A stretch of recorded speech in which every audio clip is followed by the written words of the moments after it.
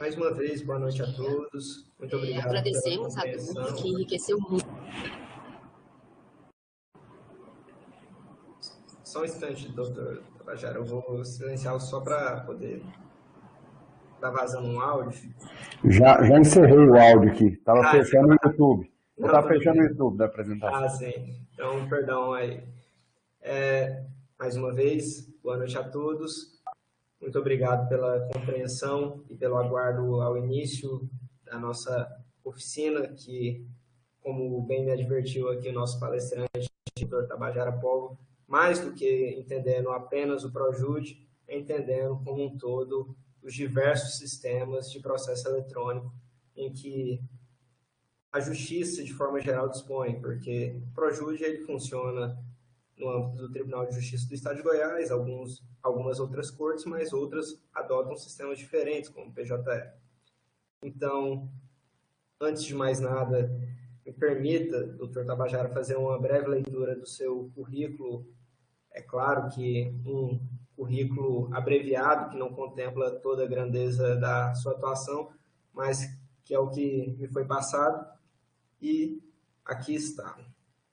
Dr. Tabajara Francisco Pova Neto é advogado, graduado em Direito pela Fundação Educacional Jane Kunz, especialista em Direito Civil e Processual Civil pela Faculdade Cândido Mendes, especialista em Direito Empresarial pelo Instituto Goiano de Direito Empresarial, especializando em Direito do Trabalho e Processo do Trabalho pela Faculdade Cândido Mendes, é diretor de benefícios da OAB Prev Goiás Tocantins, na gestão compreendida aí entre os anos de 2020 e 2023, membro e vice-presidente do Conselho Deliberativo dessa mesma instituição, OAB Prev Goiás Tocantins, entre os anos de 2017 e 2019, presidente da Comissão de Direito Digital e Informática da OAB Goiás, entre os anos de 2013 e 2015, conselheiro da Ordem dos Advogados do Brasil, Seção Goiás, em 2015,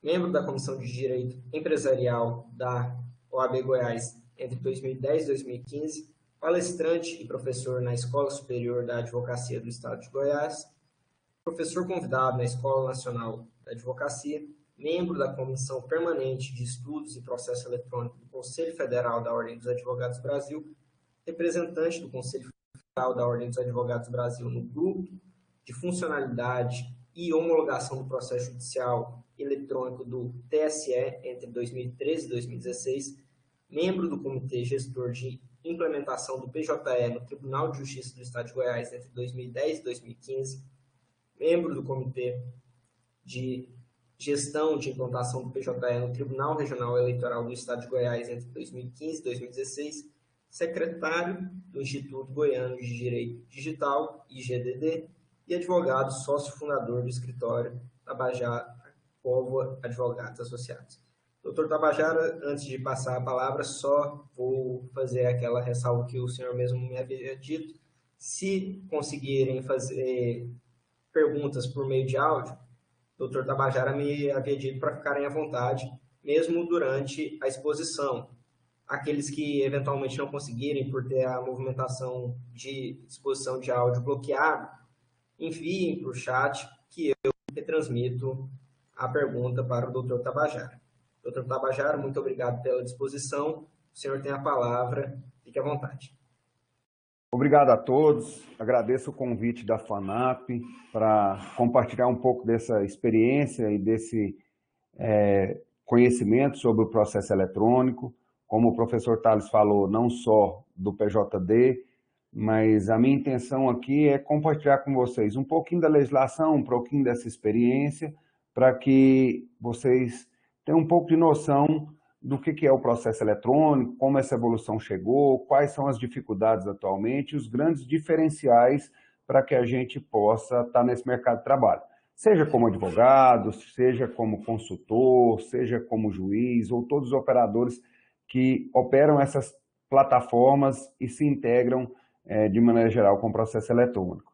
Professor Tales, aqui nós temos alunos de quais períodos? Móveis, imóveis, semoventes, fugíveis, infugíveis, individuais, Bem, coletivos? professora Kelly, acho que vazou um pouquinho do áudio, perdão. É, aqui que eu consigo identificar diversos períodos, que eu consigo identificar alunos meus do nono, do terceiro, que estava no sétimo semestre passado, portanto, oitavo agora, mas eu não sei exatamente. Vocês podem se manifestar aqui num bate-papo para eu poder transmitir com maior certeza a informação para o doutor Tabajara? Perfeito. O intuito dessa pergunta, Thales, é só para a gente situar um pouquinho em relação. Então, nós temos uma turma mista, desde o início até mais ou menos o fim da graduação, para mim ter noção um pouco do nível que eu vou falar em relação ao processo eletrônico e a esses conhecimentos que a gente vai compartilhar.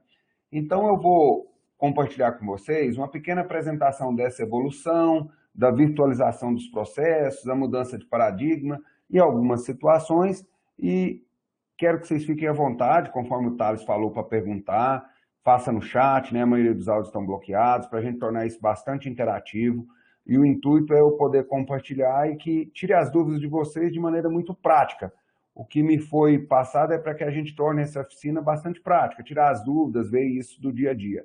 Então, eu vou fazer essa pequena introdução e depois a intenção é navegar por alguns sistemas de processo eletrônico para que vocês consigam visualizar qual que é a realidade hoje, quantos sistemas nós temos, quais são as dificuldades que enfrenta a advocacia e os operadores de direito nesse momento. Aliás, nem é tão novo, né? A digitalização está aí, se a gente lembrar que a lei do processo eletrônico, a lei 11.419 é de 2006, né? Nós estamos falando aí de quase 15 anos de processo eletrônico, mas com essa questão da pandemia, tudo isso tornou muito célere, né, a implementação de todos. Então, vamos lá, já peço desculpa em alguma falha, mas a gente testou aqui, acho que vai dar tudo certo. Só um minutinho.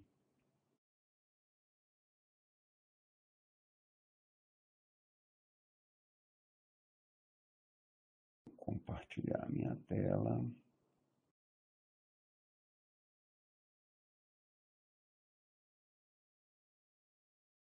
Perfeito. Vocês estão vendo a minha tela aí? Estão vendo a apresentação? Eu sim, doutor. Perfeito, Show. então. Então, eu estou aí na tela do processo eletrônico, né, demonstrando que tudo hoje será por meio virtual. Vou saltar o meu currículo, porque o Thales já o leu. Então, vamos falar um pouquinho dessa evolução tecnológica, da mudança de paradigma, de algumas previsões normativas e outras questões que eu pontuei como relevantes aqui. Ok? Então, vamos lá. Então, um pequeno gráfico aí dessa evolução tecnológica, né? A petição manuscrita, depois a máquina de escrever, o computador, a internet, hoje o processo eletrônico. Lembro muito bem que quando da apresentação pelo ministro aqui na implementação do PJE no TRT 18, eu participando da cerimônia, o banner era um tablet, né? Isso deve ter em torno dos 5 a 6 anos. Até hoje ainda não funciona no tablet, né? Tem que ter o acesso ao computador e algumas limitações por conta da certificação digital. Mas, teoricamente, eu acesso, inclusive, pelo smartphone. Tem algumas limitações em relação a peticionamento, tudo, mas até visualizar tudo isso eu consigo fazer pelo smartphone. Então, a realidade agora é adaptar-se, né? Para nós, operadores do direito, que começou um pouquinho antes de vocês, que estão aí no sexto, sétimo, oitavo período, o Javan, o Arthur, a Rayane, né? Já nasceram nessa era tecnológica, já nasce adaptado. Mas para muitos advogados e muitos operadores do direito, essa adaptação foi muito difícil a essas novas tecnologias, inclusive colocando profissionais fora desse mercado. E hoje é um grande diferencial. Então, essa adaptação, e a gente nesse momento de pandemia vive isso de maneira tão clara, né? Nesses últimos 16, 18 meses ou quase 2 anos aí, estamos tendo que adaptar tantas novas realidades e no processo não foi diferente. Passamos por toda essa evolução tecnológica para chegar na era do processo eletrônico, com documentos digitalizados, documentos digitais, assinaturas, certificados digitais, né? Hoje, a carteira de trabalho é eletrônica, não tem documento físico, a minha habilitação é eletrônica, o documento do carro, e tudo isso a gente vai passando por esses novos meios tecnológicos e precisamos adaptar essa realidade, e a advocacia, os operadores do direito não seriam diferentes. Então, vou passar para vocês aí um filminho, vamos dizer aí, dessa evolução desde 1990, e acho que essa aqui não chega até os dias atuais, mas vai dar para a gente notar um pouquinho como que a mesa aí vai mudando. Vamos lá. Vocês percebam a evolução do ano, quanto de coisa que eu tinha na mesa, já existia o computador, um fax, nem sei se todos aí de vocês conhecem esse aparelho aí da esquerda, um fax. Você conhece, Thales? Você chegou a ver isso? Conhecer, conheço, doutor. Agora, utilizar, se me falar, usa isso aí, eu não saberia utilizar, porque já foi um momento que o desuso era maior, que eu comecei a atuar na área. Perfeito. Bom, então nós vimos aí, né? Tudo se tornou app, todo aplicativo, a minha agenda, né? Todos os apetrechos, virou tudo agora dentro do computador. Evolução aí de 2014, mas eu acho que retrata bem a realidade atual. Na minha mesa aqui é quase esse retrato, né? O computador e algumas adaptações à luz aqui para transmitir a aula, mas essa é a nossa realidade. Bom, então um pouquinho da história aqui, da virtualização dos processos, né, a utilização de dispositivos, ferramentas eletrônicas por juízes e serventuários, buscando melhor produtividade através de planilhas eletrônicas, processadores de textos, banco de dados e equipamentos dos próprios usuários. Assim iniciou a chamada virtualização desses processos. Depois veio o desenvolvimento de sistemas de controle de andamento processual, infraestrutura de informática, incluindo máquinas, redes e software de automação. Tudo já fornecido pelo próprio tribunal.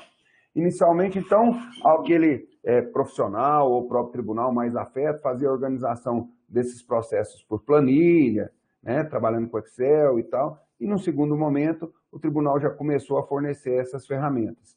Depois, logo em seguida, nesse momento atual, a virtualização do processo judicial, ou chamado processo eletrônico, com o universo. Com o uso intensivo das tecnologias de informação, o processo passa a ser todo de forma digital, porém, obedecendo às mesmas formalidades e procedimentos legais previstos, bem como os princípios processuais basilares, né? Então, assim, eu falo do processo eletrônico, eu tenho a lei do processo eletrônico, mas eu tenho o Código de Processo Civil, onde eu tenho que seguir essas formalidades e essas regras tranquilamente. Então, hoje o processo é totalmente eletrônico. Nós temos algumas demandas ou projetos, né, inclusive alguns rodando aqui no estado de Goiás, do CNJ ou do próprio Conselho Superior da Justiça do Trabalho, que é o processo inteiramente digital. Você já opta logo no início para fazer tudo, inclusive audiências, né?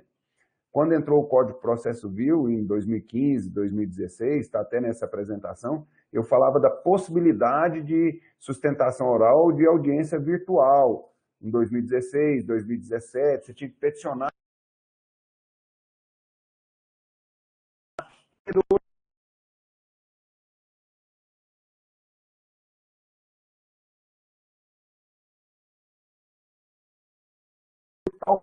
Aliás, essa virou a regra, né, atualmente de todas as audiências de maneira virtual, garantindo alguns princípios e algumas inovações sobre esses temas, né? O princípio da câmara swap, onde eu vou pedir para varrer o ambiente para verificar se as testemunhas estão isoladas, se há alguma informação. Então, além da regra processual, de fato, a gente vai se adaptando a essas novas realidades.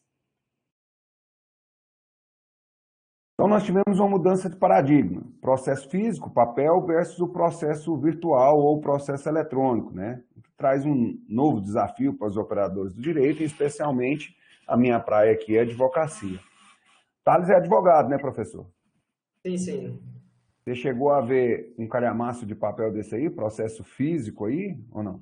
Muito mais durante a época de estagiário, era mais comum. Hoje, minha atuação é quase que 100% em processos digitais, mas ainda assim tem um ou outro que ainda não foi digitalizado, mas está em vias de digitalização. Perfeito. Então, assim, às vezes algumas expressões vão caindo em desuso, né? A gente fala que o advogado tem que ralar a barriga no balcão, conhecer o processo, e hoje você nem vai ao judiciário mais. Você faz audiência com o juiz telepresencial, despacha telepresencial, usa essa comunicação e não tem mais aí o processo físico.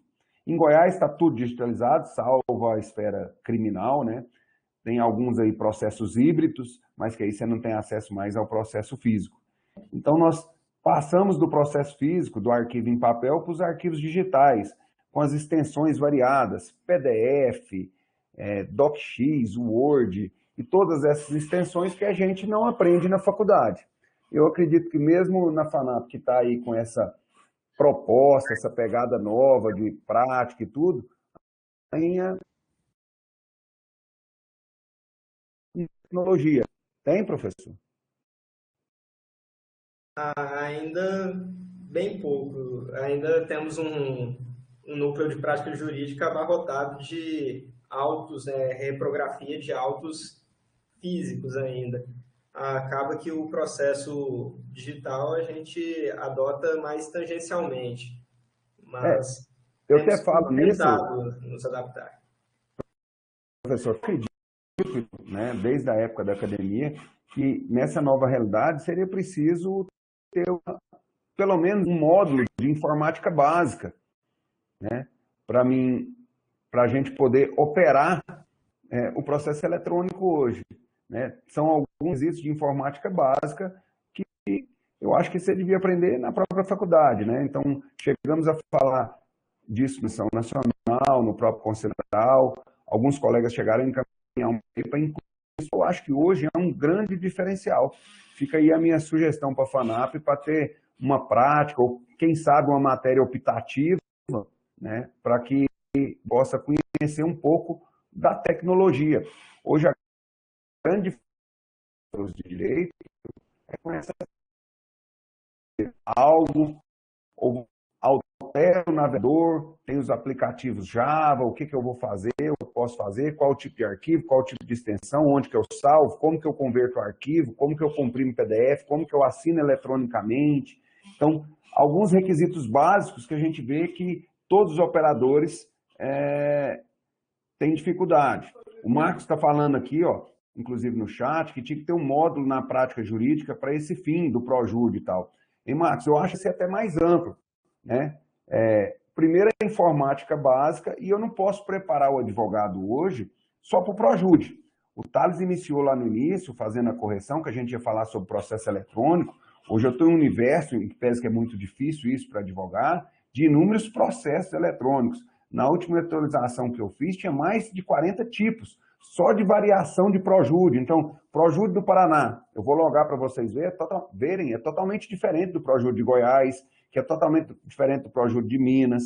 Aí vem o CNJ com a proposta de unificação através do PJE, que tem diferença do PJE da Justiça do Trabalho, regramentos diferentes. Então, essa universalidade de processos e com regras e com resoluções diferentes traz uma dificuldade. Então, quando a gente parte de um básico, de conhecimento básico de informática para facilitar, não que eu queira que alguém consiga sair da faculdade de Direito formatando um computador, entendendo como que faz instalação de programa, mas pelo menos ter uma noção básica de como salvar esse arquivo, como se organizar, como preparar essa petição, como trazer isso de maneira legível, tecnologias hoje que vem surgindo como a Legaltech, informações, petições automatizadas, decisões automatizadas.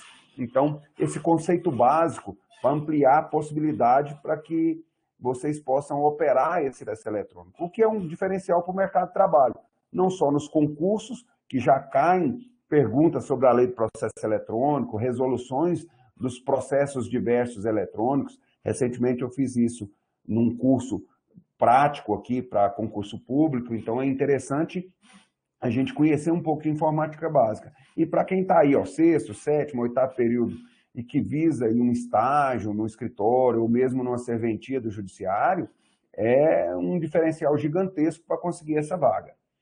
Então tá aí, mudança de paradigma, o processo físico e o processo virtual. Com os novos advogados que iniciam aqui no escritório, algumas expressões, né, autos paralelos, algumas coisas que a gente tinha aqui que não existe mais nessa era tecnológica. Bom, então eu falo muito disso porque a partir daí nós temos o uso exclusivo da certificação digital e o conhecimento básico de informática.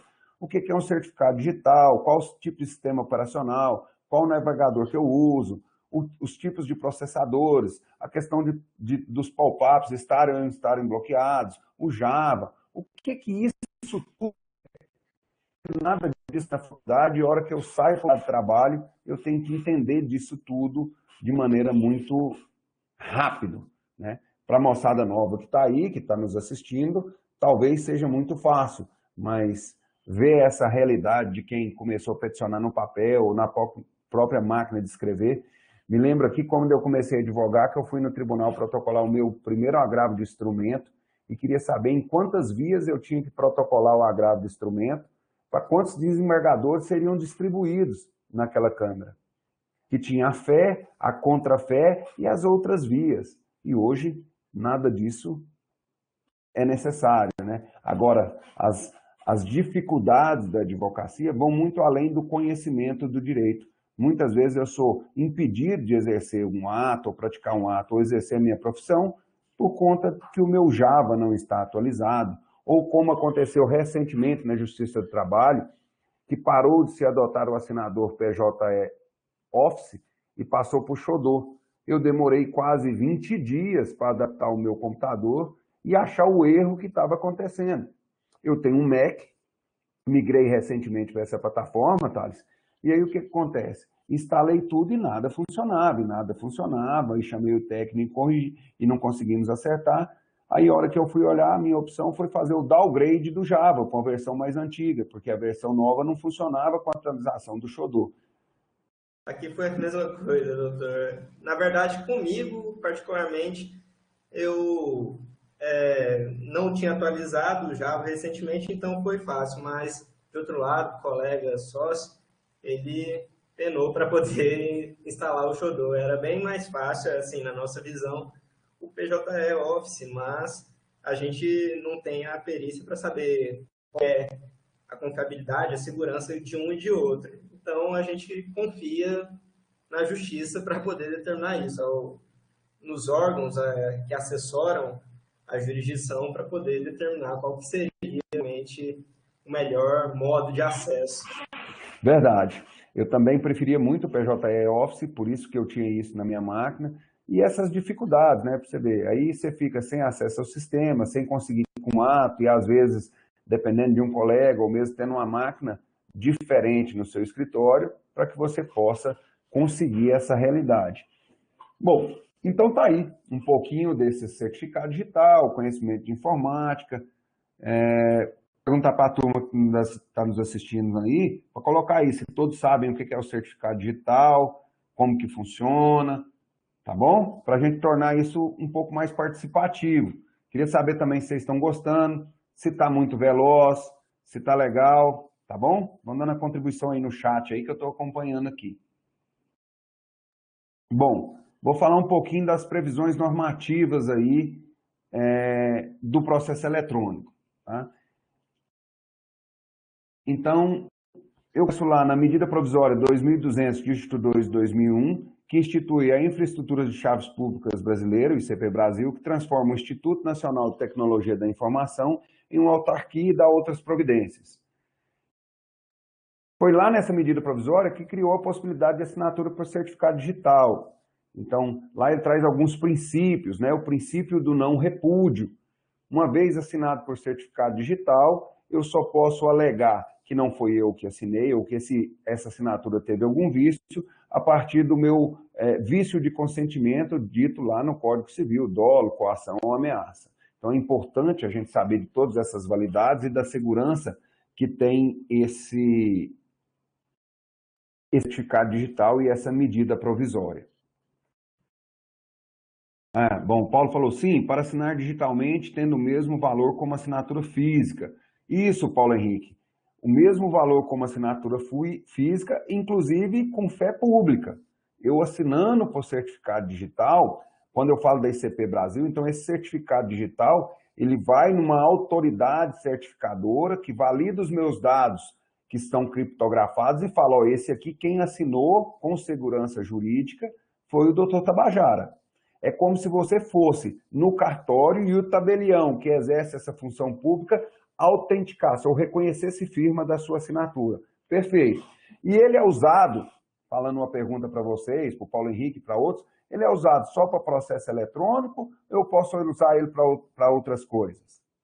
Bom, enquanto vocês respondem a pergunta, eu vou continuando aqui nessa previsão normativa. Aí eu venho depois com a Lei 11.419 de 2006, que é a dita Lei do Processo Eletrônico, onde ela dispõe sobre a informatização dos processos, altera a lei e traz outras possibilidades, inclusive legislação ao Código Civil de 73, além de dar outras providências.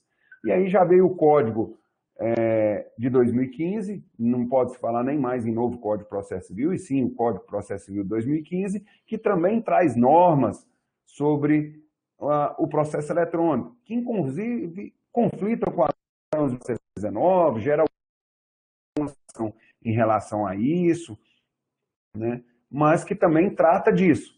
E aí, vou deixar uma outra pergunta para vocês apertarem o professor de processo civil, não é você, né? Parece que a sua área é prática criminal.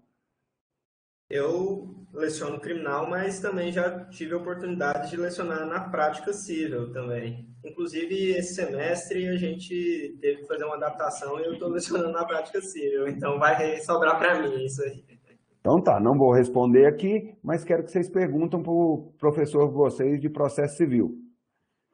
Lei 11.419, norma especial que derroga norma geral. Processo civil. Código de Processo Civil 2015, que trata do mesmo assunto da norma especial. Vai valer regra geral ou vai valer norma especial?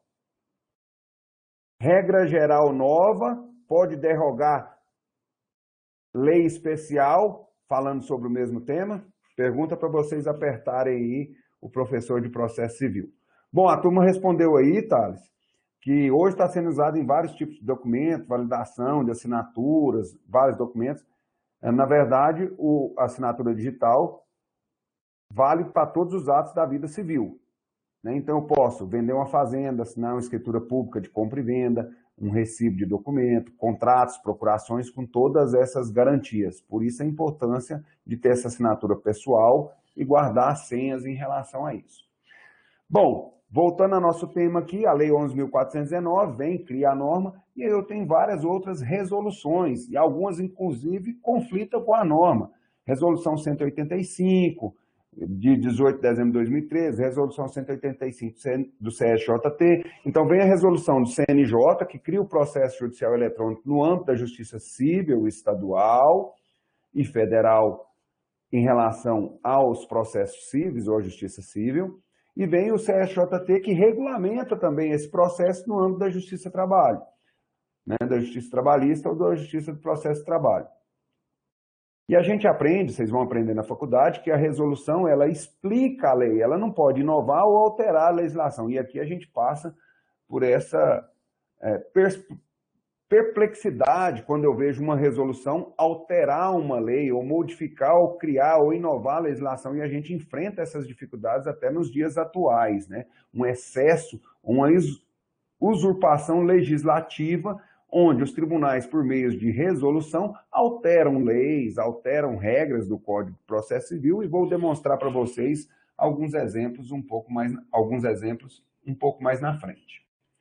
Bom, aí tem outras resoluções no âmbito do TSE, no CNJ, né, que tratam, inclusive, desses processos eletrônicos. A própria resolução 234 do CNJ, né, de 2016, que trata, inclusive, da alteração já incluída no Código de Processo Civil 2015, que é a Lei 13.005, que institui o Diário de Justiça Eletrônica, o DGN, onde o intuito, isso não está implementado até hoje, mas era centralizar todas as publicações num único Diário de Justiça Nacional. E aí o Código de Processo Civil lá traz regra clara, e que até hoje não é bem cumprida pelos tribunais, ou se diz que são interpretações distintas sobre os tipos de intimação, né, porque lá na Lei 11.419 ela traz algumas possibilidades de intimação, onde fala de intimação eletrônica, 2 tipos, a lei traz claramente no artigo 4º e no artigo 5º, uma através do painel e outra através do Diário de Justiça Eletrônica, onde a preferência pela intimação eletrônica, do qual a intimação eletrônica por painel é espécie e o Diário de Justiça Eletrônica é outra espécie. Na minha concepção, o Código de Processo Civil trata e diz que todos esses atos devem ser publicados no Diário de Justiça, então ele derrogaria ou tornaria sem efeito, para não ser tão categórico na resposta, respeitando os processualistas que comungam de opinião diversa da minha, que extinguiria esse painel e tudo deveria ser publicado no Diário de Justiça, porque traria mais segurança. Ou que, pelo menos, revogasse o artigo do Código de Processo Civil e colocaria tudo no painel. O grande problema é que hoje nós temos formas distintas. Se eu for olhar na Justiça Federal do Estado de Goiás ou no TRT10, as intimações nenhuma são publicadas no Diário de Justiça. Eu tenho que logar no sistema e checar as minhas publicações no painel. Assim acontece, por exemplo, no EPROC da Justiça Estadual do Tocantins, diferente do que acontece no PROJUDE, onde as informações são publicadas no Diário de Justiça e isso starta contagem de prazos diferentes. Tá bom? Tá dando para compreender aí, pessoal? Tudo certo? Sinaliza aí para a gente aí como que tá. Bom, e especificamente no processo judicial eletrônico, né? A gente chama de PROJUDE.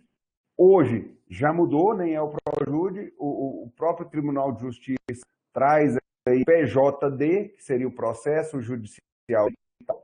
Também em conflito, porque se falou anteriormente uma possibilidade de implantar o PROJUDE como sistema único.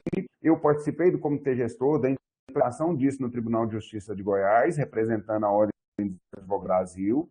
Chegou a implantar e depois estou tudo atrás e foi desenvolvendo novos sistemas e todo esse arcabouço aí que eu comentei com vocês sobre o processo eletrônico.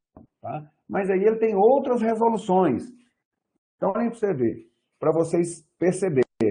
Eu tenho a lei, tenho uma resolução do Conselho Superior ou do Conselho Nacional de Justiça, que faz um regramento, e tem uma resolução do próprio Tribunal de Justiça que às vezes conflita com esse regramento. Quando que eu vou poder contar esse prazo, se vai publicar ou se não vai publicar, o que é defeito para devolução de prazo ou não, entendeu? Bom, a Adriana coloca aqui, preocupante tantos meios de publicação. Verdade. Isso causa muita insegurança na contagem dos prazos, viu, Adriana? Falando nisso, para jogar outra dúvida e outra participação, ver se vocês participam um pouco mais. A contagem do prazo é por meio da publicação no diário e por meio do painel? Tem contagens diferentes ou iniciam em momentos concomitantes? Se souber aí, apesar de vocês terem aí sexto, oitavo, nono período, não falizar sobre isso, mas são dúvidas interessantes. Muitas vezes, muitos colegas não sabem como que os advogados ou as partes tomam conhecimento do início ou da contagem do prazo. E aí a gente convive com essas duas formas, né, que eu estou falando aqui agora. Não sei em que período que a Adriana Rosa está, mas às vezes, como ela colocou, que preocupa esses meios, né? Então aí nós temos esse conflito legislativo. Só desenvolvi, estou usando para os alunos, menina, dou aula de tranquilidade. Porque aí, ó.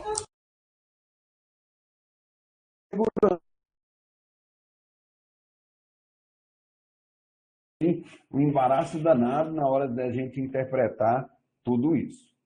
Bom, aí chegamos aí na Lei 13.105 de 2015, já fazendo a correção, né? Não há que se falar mais em novo CPC. Um CPC aí com praticamente 6 anos, né? Então, já não está tão novo assim. Então, esse novo CPC tem algumas garantias que a gente não via nesse antigo e já vinha sendo implementado no processo eletrônico. A presunção de realidade das informações da internet. Então, mesmo quando a gente demonstrou aquela evolução tecnológica, que já tinham sistemas de acompanhamento processual, muitas coisas aconteciam e que dava dificuldade para o advogado. Eu olhava e falava assim que a minha carta, ou a minha intimação, ou a minha citação, ou a precatória não havia sido juntada nos autos para me contar o prazo. Aquela informação não era considerada. Preste atenção, a informação do próprio site da Justiça, a informação processual, do andamento processual inserida pelo Poder Judiciário, não tinha garantia de validade. Aí o CPC veio e normatizou isso. Os tribunais divulgarão as suas informações constantes dos seus sistemas de automação em página própria da rede mundial de computadores, gozando da divulgação de presunção de veracidade e confiabilidade. Parece óbvio, né? O tribunal divulga informação que você não poderia confiar na informação que estava no sistema de acompanhamento processual, mas isso veio a ser regulamentado somente com o Código de Processo Civil. E acrescentou aí o parágrafo único, que traz, inclusive, que esses erros, erro de omissão, ou do auxiliar de justiça, ou do próprio responsável pelo registro desse andamento, pode ser configurado justa causa prevista no 223 caput e parágrafo 1º. Ou seja, para mim ter a devolução do prazo.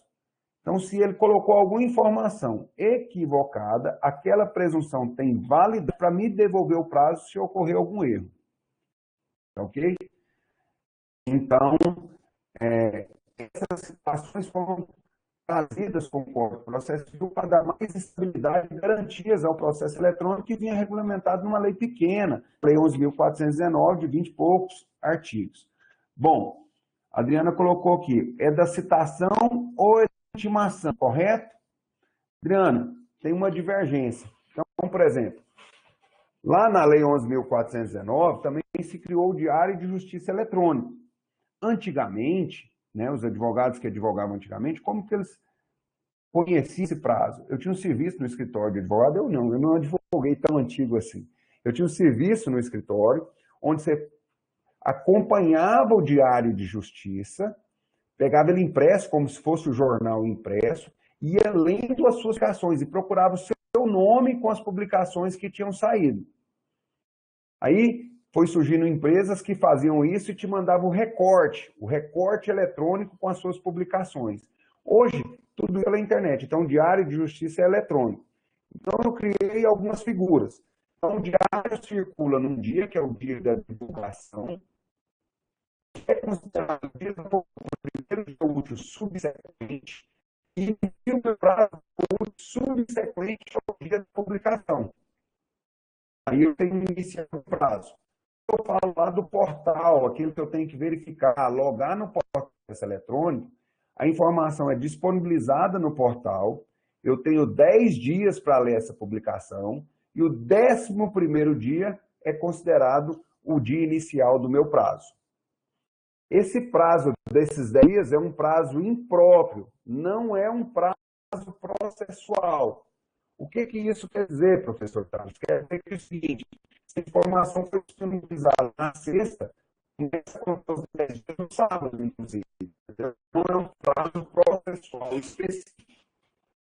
Bom, o nosso roteirinho, eu estou louco para mostrar para vocês a prática e demonstrar alguns, como faz para logar, demonstrar alguns erros em relação a esses processos.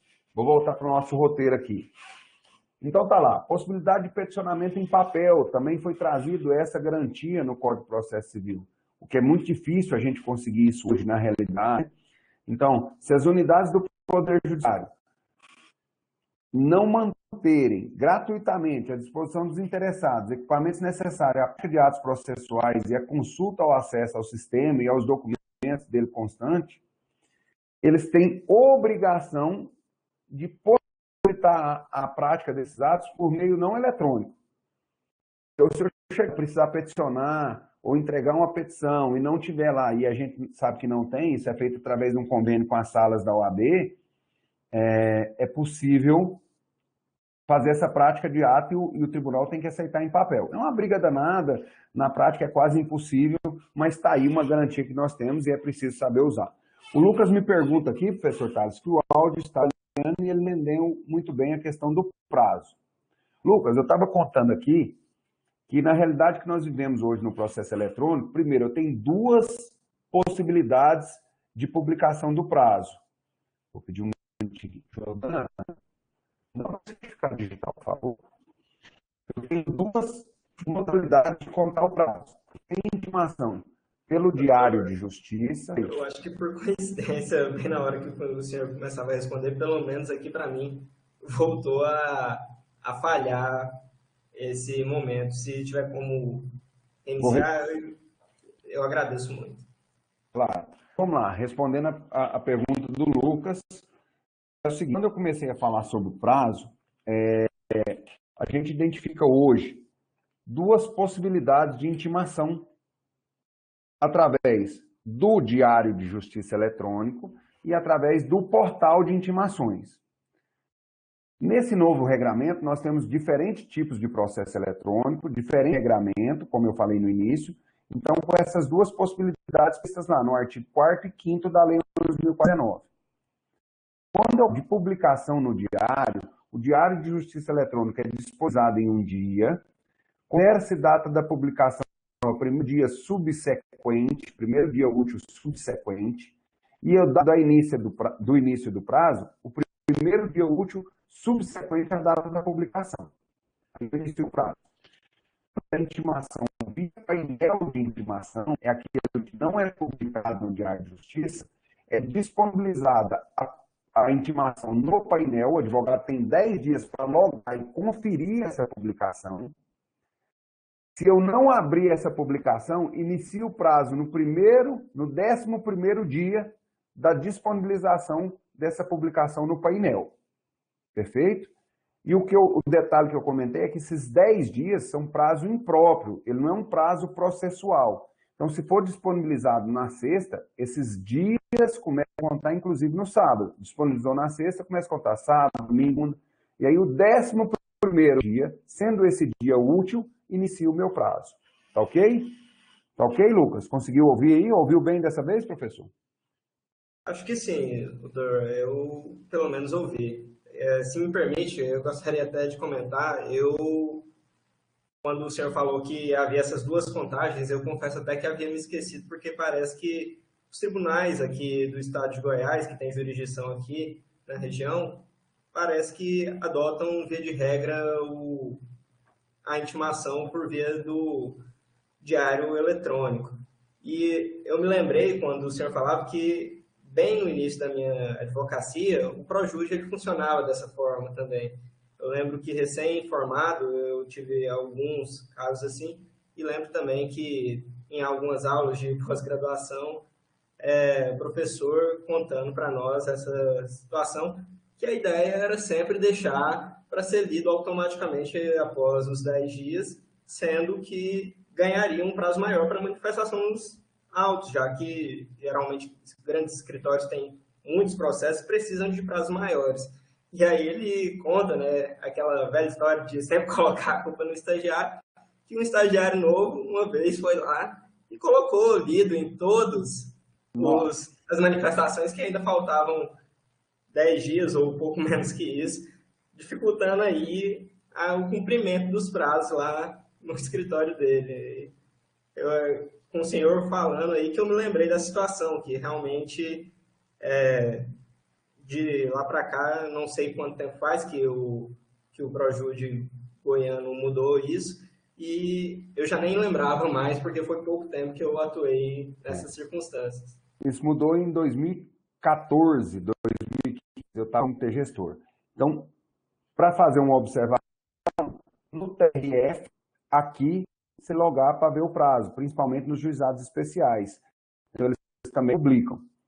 E aí a gente precisa do âmbito nacional também, né, que tem outras possibilidades. E olha que detalhe, no Projude tinha uma falha que era assim, mesmo sem deflagrar a publicação como lida, como você falou, eu conseguia ler a publicação, ver o ato, a sentença ou o despacho, sem ela, mas existiam processos, Thales, que eu não conseguia fazer isso. Para mim ler o despacho, a decisão, eu tinha que deflagrar a publicação. Prova que se eu não lesse nesses 10, teoricamente, maior, mas eu não saberia o que fazer, porque eu não li o despacho, eu não li a sentença, eu não li o que eu poderia fazer em relação a isso, entendeu? Então, assim, você vê quantas dificuldades que a gente enfrenta nessa realidade de diversos processos, de diversos atos, de diversas regras, acabam dificultando contagem de prazo, aplicação e tudo isso. Vamos voltar para o nosso roteiro. E é verdade, sempre a culpa é do estagiário. O advogado, quando muito, o juiz, o promotor, quando muito, se engana. Mas é errado. Doutor, eu sei que isso não se faz, mas acho que vou ter que pedir para o senhor repetir a piada, porque aqui falhou o áudio. A piada é a seguinte, o Thales dava o exemplo que o estagiário errou, né?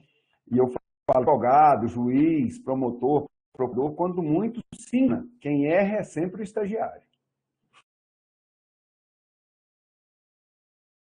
Vamos voltar para o nosso roteiro aqui. Bom, então o processo, entre essas garantias, né, que traz no Código de Processo Civil, nós temos aí que a unidade, além de manter esses computadores, esse acesso, peticionamento em papel, ainda admite esses atos por meio eletrônico quando não estiver disponibilizado todos esses equipamentos previstos no CAPT. E aí eu dou um exemplo, né? Tem que ter uma sala com computador, com scanner, com tudo isso. A sala de audiência.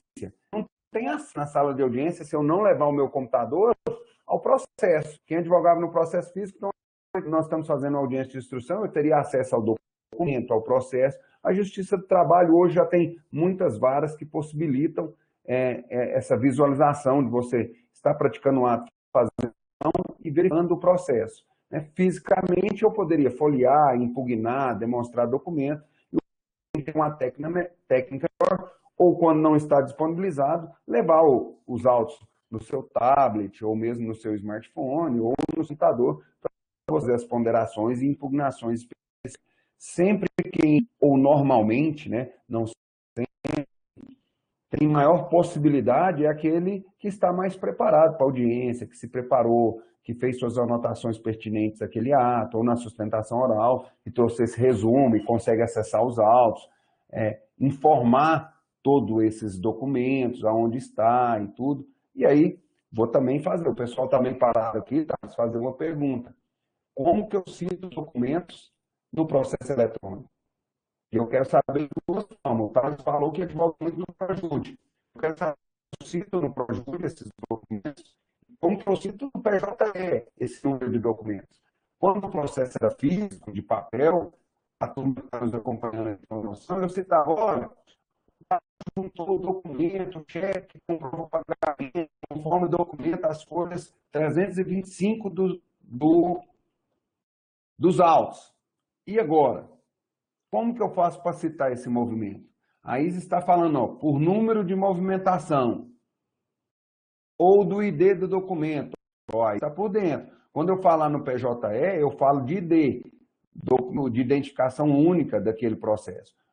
Quando eu falo no ID, por exemplo, ou no Projude de Goiás, nós vamos falar por evento, né? Evento 1, evento 2, evento 3, e alguns outros tribunais têm outras nomenclaturas. Estou lembrando aqui de um processo eletrônico que eu advogo na Bahia, que o processo lá é um nome curioso, chama Tucujuris. É diferente, né? Você vê o nível de prova que nós temos e as nomenclaturas variadas. Parabéns aí pela participação, é isso mesmo, número de evento ou movimentação, o número do ID do documento. Até porque se nós conseguirmos achar o que é possível o PDF, você citar a folha, a partir da inserção de documentos, essa folha vai alterando e mudando o nome e tal. Aí se fala, Amapá também o sistema, o nome é Tucujuris. Você é estagiária, já trabalha em escritório? Tranquilo. Está de parabéns, tá? Não tem nada aí. As unidades do Poder Judiciário também garantir acesso à pessoa com deficiência e acessibilidade aos sites da Rede Mundial de Computadores, que é uma química, sabe? Desde muito tempo a gente na Comissão Nacional, porque o site não tem essa possibilidade de você ouvir, de atender essas necessidades especiais. Em 2017, fui um dos palestrantes na Convenção Nacional de Advocacia, que aconteceu no Rio de Janeiro, e a gente viu uma polêmica da advogada carioca que não conseguia ter acesso ao processo judicial eletrônico, porque a maioria desses principalmente no público, te dá a possibilidade de você ouvir tudo que está escrito no site, passar o mouse e ouvir, e o processo judicial eletrônico acaba num excludente, em que pese eu estar demonstrando a vocês que há de haver essa garantia para as pessoas com deficiência, o que deveria ser óbvio, né? E nem precisar constar no Código de Processo Civil. Bom, então, eu vou começar falando do artigo 4 do artigo 5º da Lei 11.419, das possibilidades então,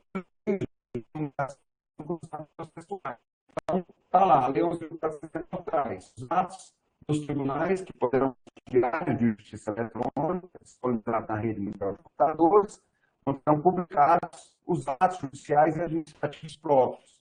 A publicação eletrônica na forma deste artigo substitui qualquer outro meio de publicação oficial para qualquer efeitos legais, à exceção das em que a lei assim exigir. As intimações serão feitas por meio eletrônico em portal próprio aos que se cadastrarem na forma do artigo 2º dessa lei, dispensando a publicação no órgão oficial, inclusive eletrônico. Então, aí você vê que aí são as duas possibilidades, entendeu? Então, eu podia fazer por painel e no Diário de Justiça. A que fosse feita no painel dispensava a publicação e falava que a contagem de fato iniciaria por esse meio. Tá? O pessoal está reclamando que está falando bem o som. Eu estou sozinho no escritório, estou aqui na internet tranquilo, não sei mais o que eu posso fazer. Pois é, falhou aí, mas a maior parte do tempo ele funciona bem. São alguns momentos que ocorrem falhas. Aí, tá ok. Marcos, prosseguimos. Se ficou alguma dúvida, Marcos, do que falhou aí, tá ok? Eu estou só repetindo o que está no slide e o que eu falei anteriormente, que é a questão dos meios de publicação, tá bom? E aí, faço essa pontuação que eu trazia lá atrás, que é a questão que eu deixei para pergunta para vocês, para o professor de processo civil. Olha lá, a Lei 11.419 traz duas possibilidades, uma no diário e outra no portal próprio, lá no artigo 5º. Já o Código de Processo Civil, no artigo 205, fala claramente, olha, os despachos, as decisões, as sentenças, os acordos serão redigidos, datados e assinados pelos juízes, para terceiros. O despacho, as decisões, os dispositivos das sentenças e a emenda dos acordos serão publicados no Diário de Justiça Eletrônico. Serão, não é poderão. Então, eu estou falando de uma norma geral, que trata lá da norma especial e traz de maneira clara qual que era a intenção do legislador ao atribuir isso no Código de Processo Civil e, ao meu sentir, trazendo aí a uma única possibilidade, que seria a de publicação no Diário de Justiça.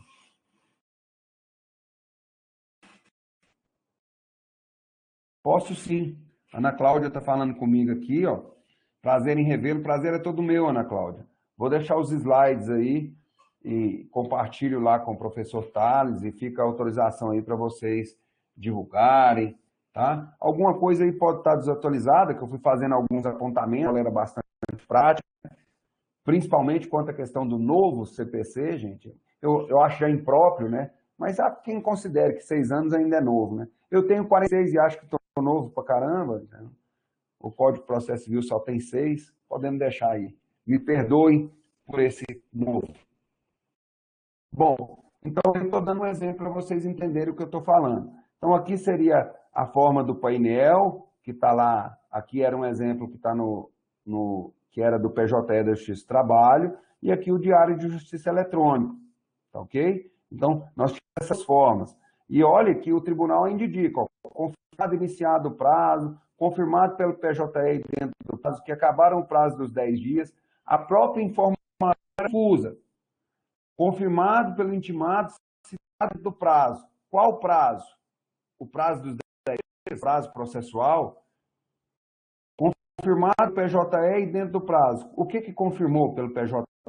Então, isso tudo trazia e traz ainda muito conflito e insegurança no dia a dia para a gente que é, tá ok? Então, está aí demonstrando para vocês como que é.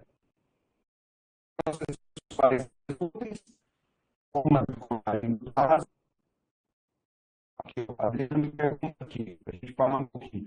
Naquele momento, eu estava se dizer, o prazo para intimação quer dizer que se o advogado não ler em 10 dias, no dia seguinte começa a...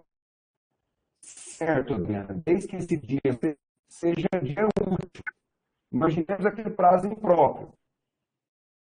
Disponibilizou na sexta, iniciou a contagem. Sábado, domingo, segunda, terça, quarta, quinta, sexta. Deu numa quarta. Ou melhor, deu na segunda, o 11º. Segunda agora é feriado. Inicia no 11º? Não, porque início de contagem de prazo só é em dia útil, como a gente vê aí no 219. Na contagem de prazo em dias, estabelecida por lei e juiz, aconteciam somente os dias úteis. Então, para iniciar o prazo, tem que contar em dia útil. Mas a sua pergunta está, ou a sua pergunta afirmativa está correta, está vendo? E aí, o disposto nesse artigo é somente a prazos processuais. Por isso que eu falei que aqueles 10 dias para leitura é um prazo impróprio, não é um prazo processual, e ele pode iniciar sem ser em dia útil. Aí o princípio do não repúdio, que foi replicado lá na medida provisória 2200, dígito 1, também para o Código de Processo Civil. O registro de ato processual eletrônico deverá ser feito em padrões abertos, que atenderão os requisitos de autenticidade, integridade, temporalidade, não repúdio, conservação e, nos casos que tramitam em segredo de justiça, confidencialidade, observada a infraestrutura de chaves públicas unificada nacionalmente nos termos da lei. Então, por exemplo, eu tenho que certificado digital que está nessa infraestrutura de chaves públicas, né? Que está lá cadastrada no ICP Brasil através das várias certificadoras que tem. Nós temos a COAB e várias outras, tá bom?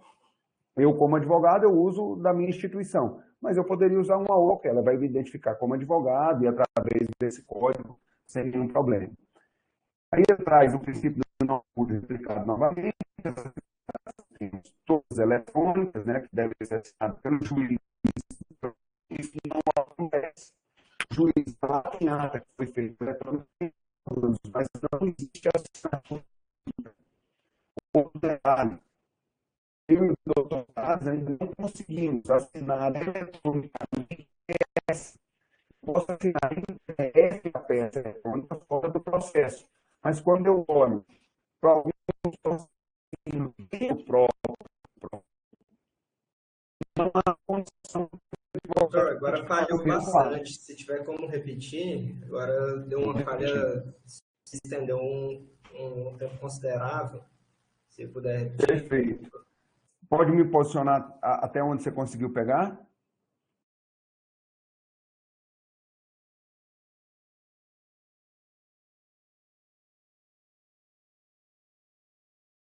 Thales, o seu áudio estava mutado. Perdão. Eu lembro que o senhor falou que não conseguimos assinar, mas o teor do que não conseguimos eu não consegui compreender. Perfeito. O que eu ia dizer é que hoje nós não conseguimos assinar simultaneamente dentro do mesmo processo, inclusive a ata. Aí fala que a ata e esses termos deveriam ser assinados eletronicamente pelo juiz, escrivão e pelos advogados e partes, e isso não acontece. É reduzido a termo, falando que todos concordam e tal, e que será assinado eletronicamente só para o juiz, em que pese está escrito no Código de Processo Civil de maneira distinta. Inclusive, quem estuda para concurso, essa prática ficou antigamente assinado em conjunto com o advogado e tudo, e não é possível. A maioria dos sistemas hoje assinam internamente dentro do sistema, então não consigo fazer assinatura simultânea. Eu e o doutor Carlos vamos fazer um acordo no PJE, no processo eletrônico, eu não consigo assinar com ele junto nesse processo, como se fosse uma competição física que nós assinaríamos em conjunto. Então, existe essa dificuldade na lei que deve ser de forma distinta, assim não é. Tranquilo? Tranquilo. É isso que eu dizia quando falhou a publicação. Então, aí eu vou andar um pouco mais rápido, nós estamos aí com praticamente 1 hora de apresentação, eu vou pular alguns slides, eu estou no 20, teoricamente eu teria 40, por alguns mais importantes, para me reservar uns 15, 20 minutinhos para passear pelos sistemas e para deixar livre aí para alguma pergunta e alguma consideração. Então, vamos lá. Então, a resolução 234 CNJ institui o DJN, vou falar um pouquinho de documento digitalizado. Assinatura digital e assinatura digitalizada tem diferença? Tem validade jurídica a assinatura digitalizada? Tem ou não, pessoal? Alguém sabe me dizer qual é a diferença, se tem diferença?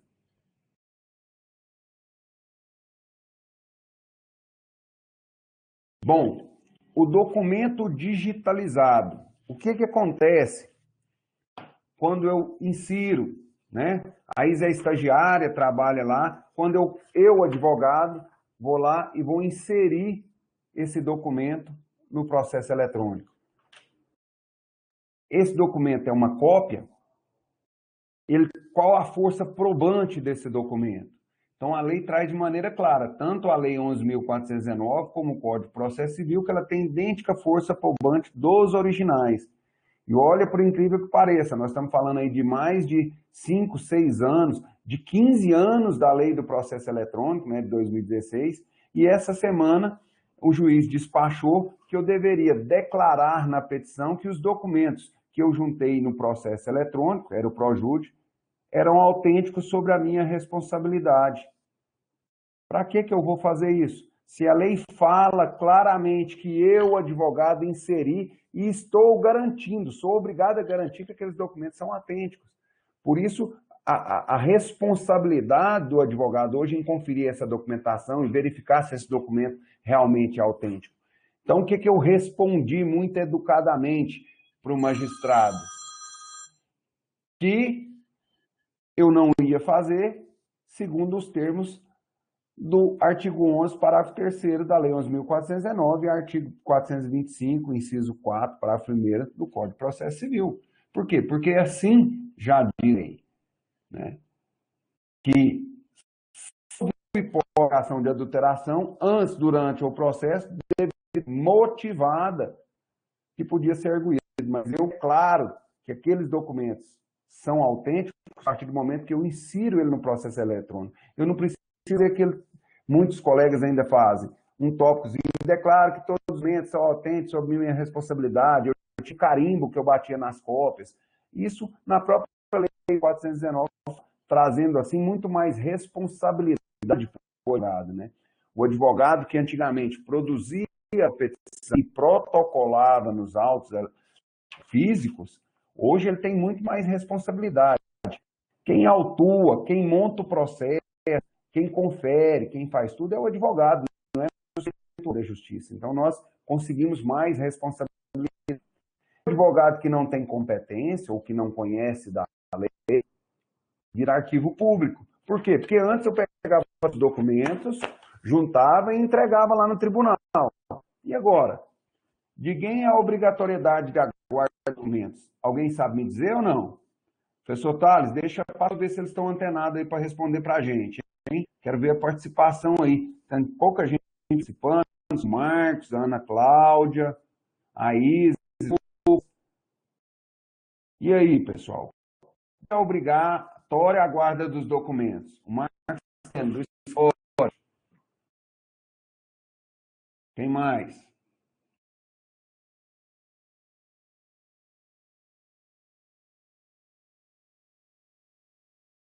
Do advogado, Ana Cláudia. Doutor, só para tranquilizar o senhor quanto a isso, é praxe nas aulas virtuais os alunos ficarem ainda mais tímidos do que na presencial. O professor, geralmente, em sala de aula, tem que chamar atenção para participar mais. Em sala virtual, isso aí potencializa muito e as participações, salvo algumas exceções de assuntos que realmente são excepcionais, o pessoal fica mais acanhado. Aqui eles estão participando até bem, considerando assim uma média. Ô, Thales, eu sei disso, e a provocação eu faço, inclusive, por conta dos meus filhos que têm aula virtual, e é uma dificuldade a gente manter essa concentração na aula virtual. E é por isso a provocação, para ver se a turma participa mais. Sei que isso é difícil até presencialmente, né? Paulo, a pergunta era o seguinte: de quem é a obrigatoriedade da guarda dos documentos, agora com o processo eletrônico? Porque antes eu juntava todos os documentos e entregava no tribunal que tinha a guarda desses documentos. De quem que é a obrigatoriedade? O Marcos falou que é do escritório, advogado, a Ana Cláudia falou que é advogada, a Diana falou que eu não sei dizer. Sabe dizer, Paulo Henrique? Então, o que eu estava falando para vocês, então, que dentro do produzido eletronicamente tem equivalência do documento original, garantida a origem e a identificação do signatário. Tá? Então, assina eletronicamente lá e garante a origem. Bom, vou responder lá. Ninguém acertou aí, não. A lei traz claramente, e é motivo do meu próximo slide aí, ó, guarda do documento original. O que a lei traz? Ela diz que a guarda é do detentor. Quem é o detentor? Aqui no meu escritório, é o cliente. Imagina o seguinte, eu tenho 450 clientes. Quantos arquivos eu ia ter? No meu escritório, para vocês terem uma ideia, eu não tenho arquivo mais. O cliente chega aqui, eu digitalizo todos os documentos e devolvo para o cliente. E digo para ele que ele deve guardar os documentos. A responsabilidade é dele. Senão, daqui um pouco, você vai ter que ter um prédio. Você é um advogado bem-sucedido, tem 1.500 clientes, advoga aí nessas demandas grandes. Imagina agora que essa polêmica aí do FGTS, essa situação aí que o STF falou que vai julgar, todo mundo acha que nasceu ontem, que tem o direito. O advogado pega 2.000 ações do FGTS, com extrato, com tudo, e tem que guardar tudo isso. Ana Cláudia, mas e ela me pergunta, mas e a responsabilidade pessoal do advogado? A responsabilidade pessoal do advogado é em relação se ele conferiu esses documentos, se ele viu se o documento é original, se ele checou esses documentos. Mas quanto à guarda, não. A guarda é do detentor. E aí, aqui no meu escritório, eu coloco, inclusive, no contrato, que ele declara que todos os documentos que ele entregou foram digitalizados e foram devolvidos para ele. Se eu não tivesse no contrato ou num recibo, eu, advogado, corro um risco. O processo aqui no Brasil demora, né? Eu até brincava às vezes que na Suíça demora, porque eu dei um exemplo aqui e estava numa aula onde tinha um magistrado, ele não achou muito bom, mas a realidade é essa, né? Processo no juizado especial civil, eu tenho processo aqui com mais de 5 anos, para vocês terem uma ideia. Então demora, aí chega um dia que alguém suscita alguma falsidade e eu preciso apresentar o documento. Eu vou ligar para o seu José e falar assim, seu José, sabe aquele documento assim, assim, assado? Cadê o documento? Ele vai falar assim, não, doutor, deixei tudo contigo. Então, se eu não tenho o recibo, a prova que eu entreguei para ele, ele provavelmente perderá a ação e a culpa seria minha. Então, Ana Cláudia, a responsabilidade do advogado não é pessoal quanto a essa guarda e a lei trata claramente disso, tá? Lá no artigo 11, parágrafo 3º. Então, a minha pergunta, que aí já está a resposta no slide, em parte, a guarda do documento original é até o trânsito em julgado da sentença? Tem um período prescricional, 5 anos?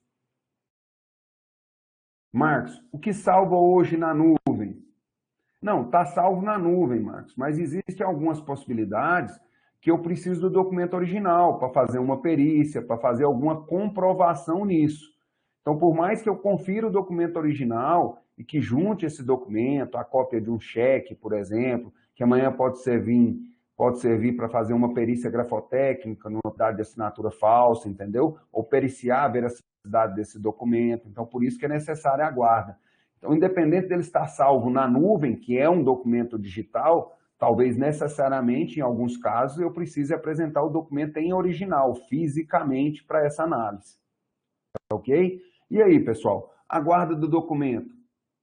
O Lucas me pergunta assim, eu estava em dúvida em relação ao cliente ou advogado, porque, se não me engano, tem uma procuração de judícia extra que pode autorizar o advogado a ficar com o documento original. Na verdade, a procuração autoriza eu atuar em nome do cliente, né? A judícia no judicial e a extra fora do judicial. Se eu posso colocar na procuração mencionando que os documentos estão comigo ou estão com o cliente. Não acho que seria o ideal, tá, ô Lucas? Eu colocaria ou num recibo próprio, dizendo para ele, ou, no meu caso aqui, eu coloco, inclusive, no contrato. Ok?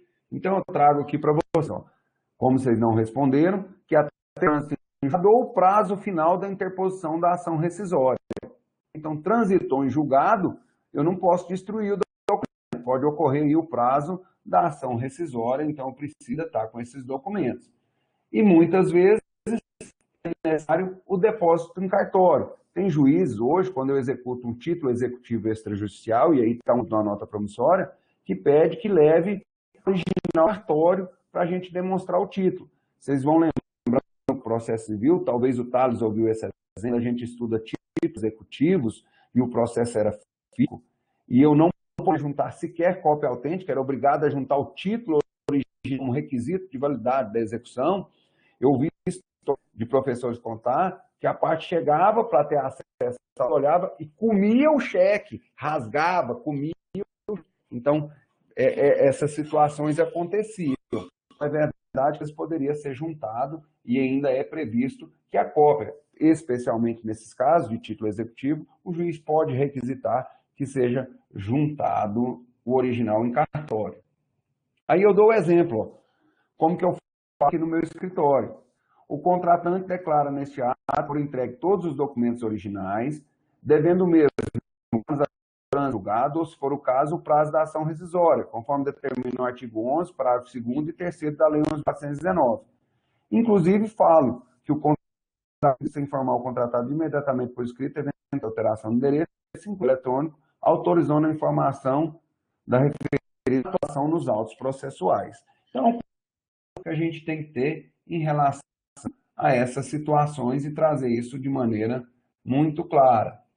Aí fala de inviabilidade de digitalização e tudo, como nós estamos um pouquinho adiantado, eu vou parar por aqui nesse roteiro. Acho que deu para dar uma mão para vocês em relação a prazo, publicação, regramento que a gente tem que saber, e vou trazer um pouquinho. Aqui eu falo da tempestividade, né? A gente falou, inclusive, do horário, é uma dúvida que eu falei interessante. Muita gente acha que a atividade é o horário de Brasília, tá, pessoal? E, na verdade, não é. Eu tenho que considerar o horário do ato praticado, o horário do tribunal destino. Então, é o seguinte, eu tenho que cumprir um prazo, né? E até as 23 horas e 59 minutos, que é o último horário do meu prazo. Se eu pensar isso lá no Acre, o Acre está 2 horas a menos. Então, meia-noite aqui, eu estou cumprindo meu prazo lá, não é o horário de Brasília. Mas eu estou em viagem para o Acre, tenho que fazer um prazo aqui. E às 10 horas do Acre, eu protocolar o meu prazo aqui no Tribunal de Justiça, Tribunal Regional do Trabalho da 18ª Região.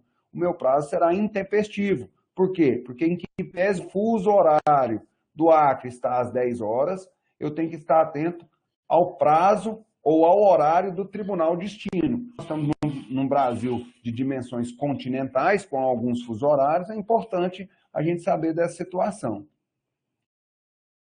A Adriana fala, inclusive, feriados locais. Sim, é preciso a gente saber todas essas situações. E em caso de recurso, informação extra, eu preciso demonstrar, inclusive, isso. Né? Imagine aqui em Goiânia, onde eu tinha que praticar um ato na comarca de Aragoiânia, e lá era feriado. Lá foi considerado tempestivo o meu recurso, que eu direcionei ao juízo ad quem, aí o tribunal, ou o próprio STJ, verifica que eu não juntei o ato, a lei, ou o ato que decretou feriado, ele considera intempestivo. Então, é preciso atentar a todas as peculiaridades. Tá ok? Então, deixa eu ver mais interessante, audiência virtual. Já falei para vocês do conflito, né, dessa insegurança, inclusive questão legislativa. Se a gente for olhar na lei que criou o próprio Conselho Nacional de Justiça, ele é um órgão correcional, deixei o artigo 196, né, falando que ou compete ao Conselho Nacional de Justiça e supletivamente a regulamentar na prática a comunicação oficial de atos processuais por meio eletrônico e velar pela compatibilidade do sistema, disciplinando a incorporação progressiva de novos tecnológicos e editando para esses fins atos que forem respeitadas as normas fundamentais desse código. Aí, quando eu tenho uma resolução alterando o Código de Processo Civil, o Código de Processo Civil, a gente viu lá no 225 que todos os atos devem ser publicados no Diário de Justiça. Tem vários exemplos aqui que existem resoluções que alteram essa publicação ou essa forma. Tá ok? Então, pessoal, vou lá demonstrar para vocês um tema. Vou lá no PJD. Vou mutar a minha tela de compartilhamento aqui para mim verificar com vocês aqui o processo judicial eletrônico. Um minutinho. Deixa eu compartilhar novamente. Janela, guia do Chrome. Tô craque agora, viu, professor Thales? Estão vendo minha tela aí? E eu falando no mudo aqui de novo. Não, a gente pega com uma certa facilidade aí para quem tem que mexer com esses sistemas difíceis aí dos diversos juízos que existem Brasil afora, pegar esse sistema aqui de reunião fichinha.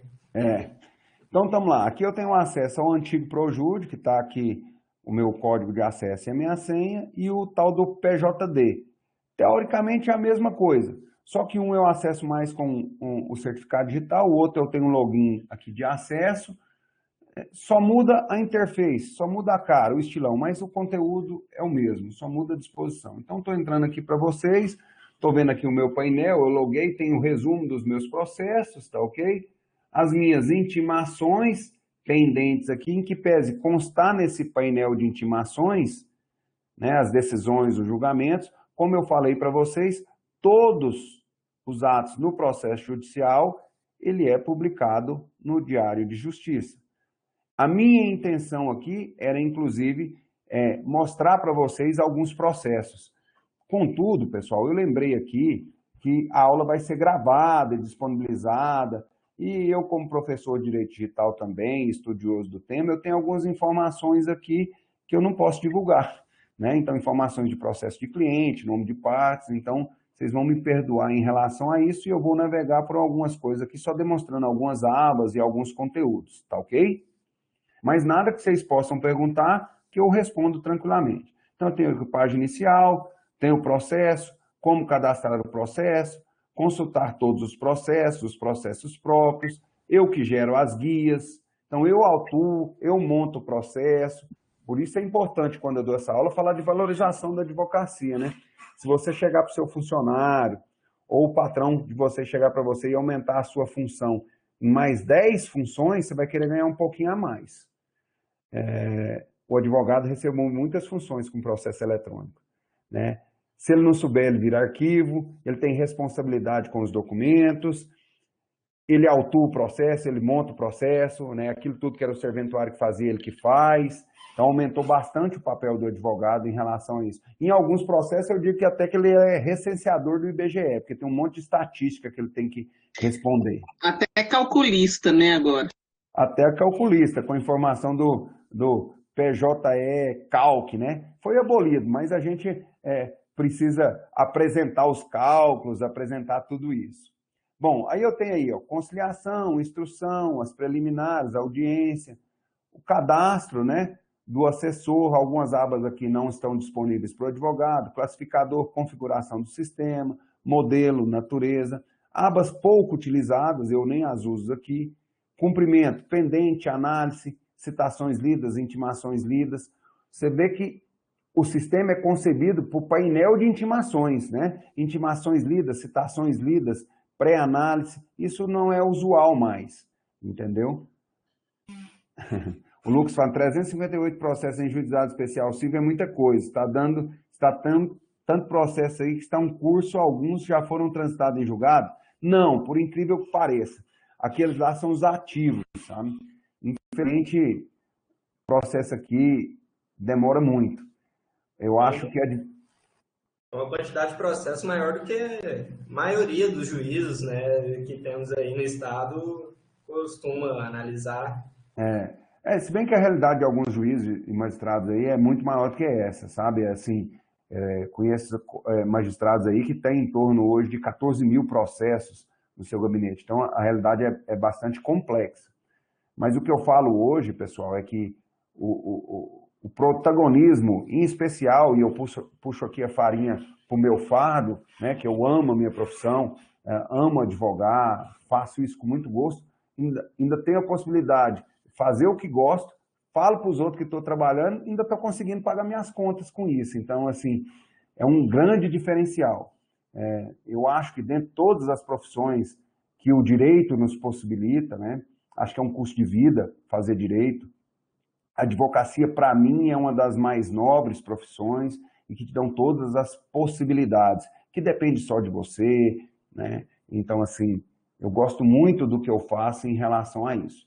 Então, eu acho que isso é um grande diferencial e a advocacia em especial, que é o que eu ia falar, tem que exercer, nesse mundo de tanto processo, um protagonismo de evitar a judicialização excessiva, promover a solução alternativa de conflito que está aí no Código de Processo Civil, que é possível hoje, inclusive, na Justiça do Trabalho. Então, a gente tem que procurar isso. Muitas vezes o meu cliente me procura e eu não quero que ele entre com processo, eu quero que eu me autorize a entrar em contato com a parte ou com o advogado para a gente compor um acordo. Hoje, mais do que nunca, aquela máxima que é muito melhor um mau acordo que uma boa demanda. Então, o advogado diferente, o operador de direito diferenciado, busca sim a solução alternativa de conflito, porque processar ou judicializar não é a melhor opção. E aí tá aí, ó, segurança, alterar senha, trocar serventia, que não é possível, e aqui os meus certificados, né, usuário e tal. Aqui tem uma aba interessante, poucos colegas advogados conhecem. Então, eu tenho aqui, ó, vídeos, manuais, legislação. Então, aqui é onde eu vejo as resoluções do Tribunal de Justiça que trata sobre temas, as portarias, os decretos, tá ok? Então, eu não posso conceder advogar dentro do sistema e não conhecer a regra desse sistema. Eu sou processualista de formação, né? Sou pós-graduado nisso, e é impossível, né?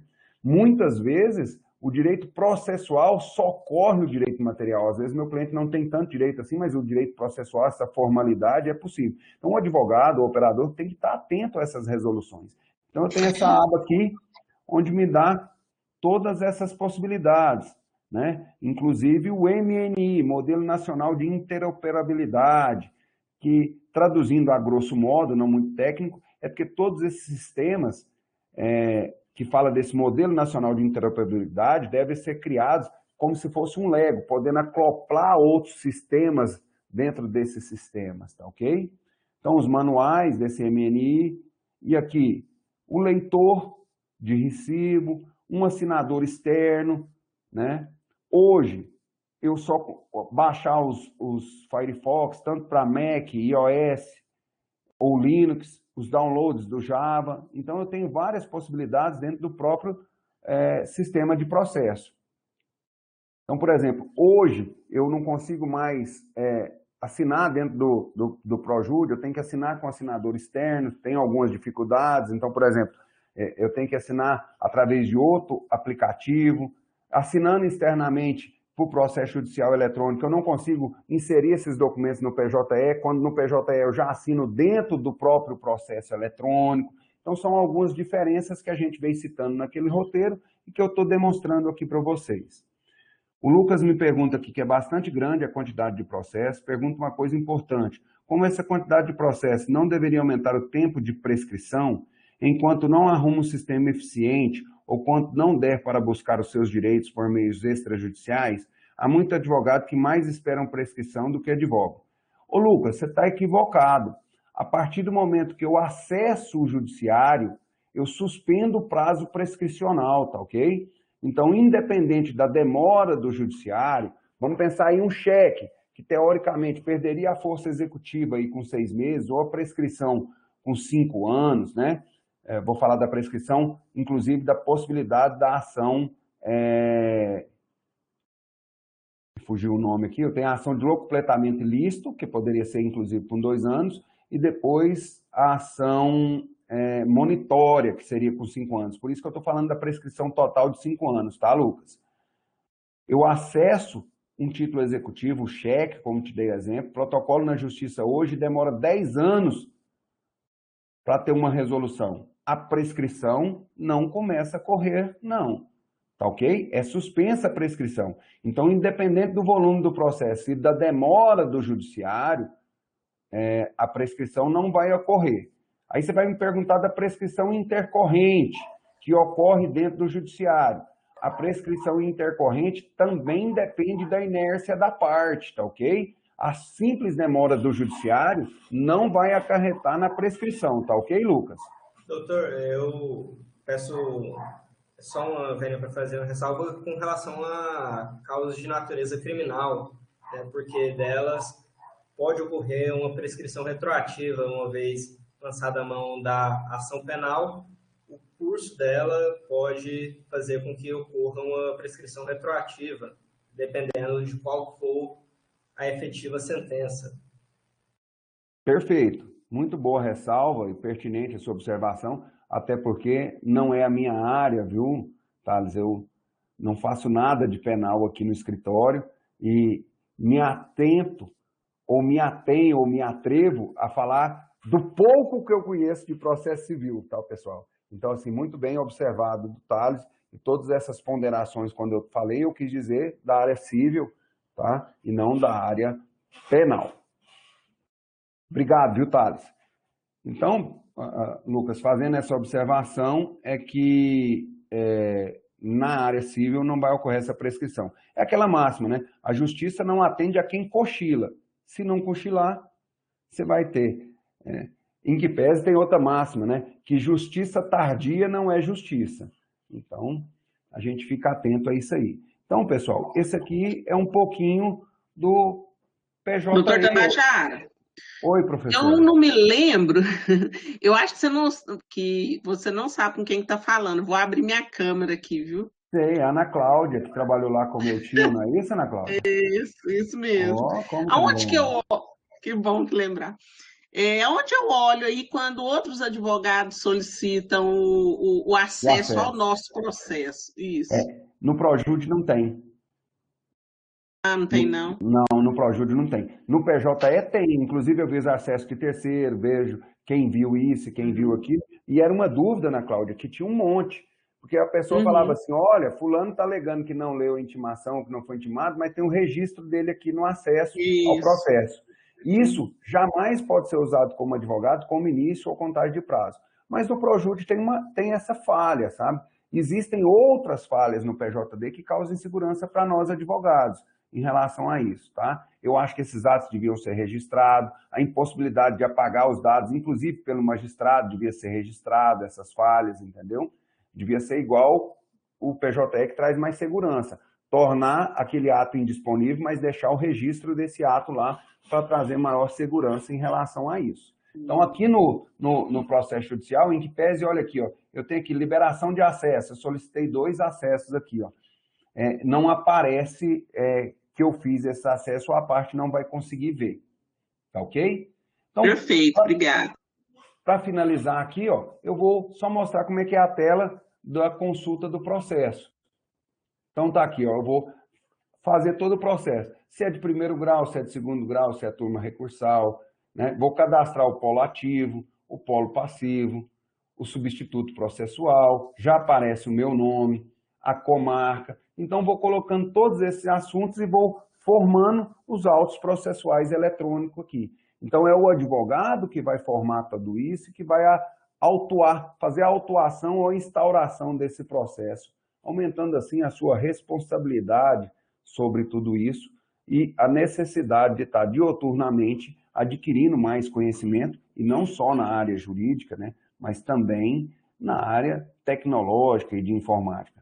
Como eu milito muito na área de direito digital, inclusive sou um dos fundadores do Instituto Goiano de Direito Digital, é importante essa análise, e não sei se na FANAP tem essa cadeira de direito digital, até porque o direito digital permeia dialoga com todas as outras áreas do direito. Então, quando eu falo direito de família, eu falo direito digital. Quando eu falo direito penal, eu falo direito digital. Quando eu falo direito de trabalho, eu falo direito digital. Como que eu vou produzir essas provas nos meios tecnológicos hoje? Como que eu vou juntar? Vou falar de ata notarial. Como que é essa prova? Se eu posso dividir áudio, se eu não posso dividir áudio. Então, uma série de informações que é muito interessante que o advogado conheça para não invalidar a sua prova durante esse processo, ok? Então tá aqui tudo que a gente vai fazendo. Vou passar rapidamente agora para deixar de compartilhar essa tela para mim mostrar para vocês um pouquinho do PJE, tá ok? Vou compartilhar outra tela aqui rapidinho para ver se a gente consegue fazer aqui no TRT 18 para vocês verem como que funciona e é um pouquinho diferente esse acesso. Deixa eu ver se eu já consigo compartilhar ela aqui.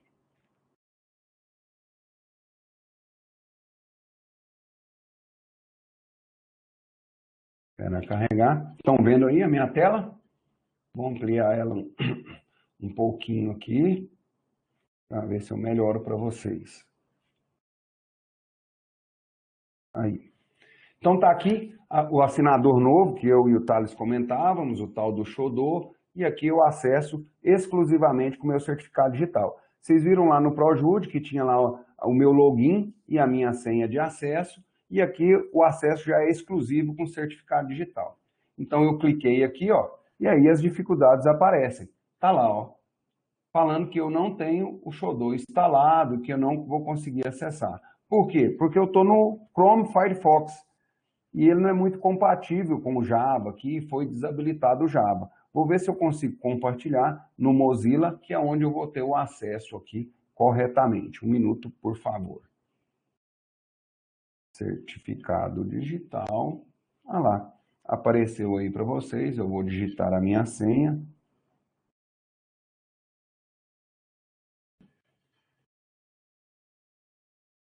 Continuar para a página não segura. Ele vai carregar o PJE, vou melhorar a ampliação dele aqui para vocês verem.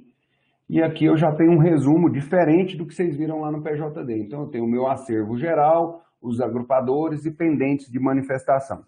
Notem que os pendentes de manifestação ainda remetem àquela situação do painel de intimações, né? Mas esse PJE aqui é da Justiça do Trabalho, TRT 18, e todos os atos respeitam a dicção do Código de Processo Civil e são publicados no Diário de Justiça, tá ok? Então aqui eu tenho o menu completo e algumas informações da aba desse processo. Vou lá no meu acervo geral e eu tenho aqui as caixas de diálogo, tá? Onde eu tenho a possibilidade de buscar os meus processos por aqui. Os processos são divididos por comarcas, aqui é o de primeiro grau, onde ele inclusive disponibiliza as varas, tá ok? Onde está cada processo, tá bom? Eu posso também abrir uma aba de pesquisa por nome, onde eu pesquiso os meus próprios processos. Aqui eu não consigo pesquisar processo de terceiro nessa aba.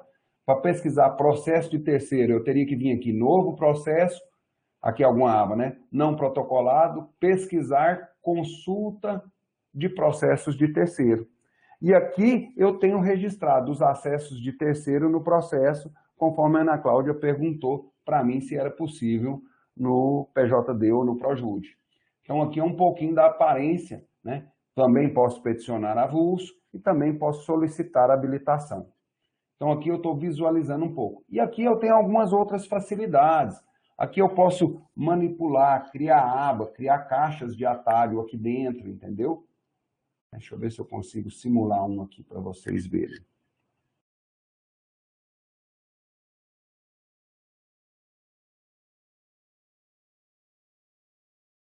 Tá vendo? Nova caixa.